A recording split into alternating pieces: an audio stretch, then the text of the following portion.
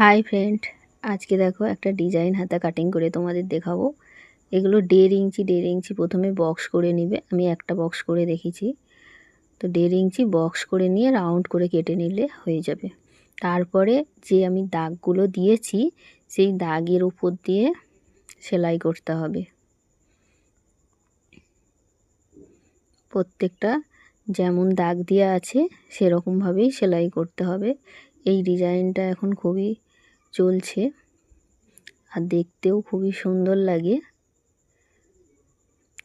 সেলাই হয়ে গেছে। এবার দেখো যে বাড়তি অংশগুলো আছে সেগুলো একটু কেটে ফেলে দিতে হবে।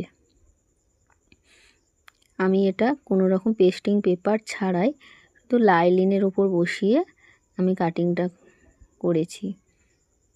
এবার দেখো যে কোণগুলো আছে ওগুলো একটু করে কেটে দিতে হবে, তা না হলে ভালোভাবে উল্টানো যাবে না। এবার দেখো আমি উল্টিয়ে নিচ্ছি প্রত্যেকটা।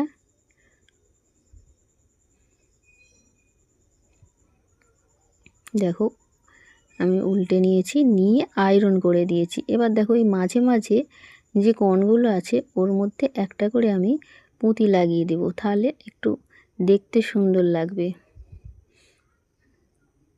আমি পুঁতিগুলো সব লাগিয়ে তোমাদের দেখাচ্ছি, কারণ ভিডিওটা তো অনেক বড় হয়ে যাবে, সেই জন্য লাগিয়ে দেখাচ্ছি।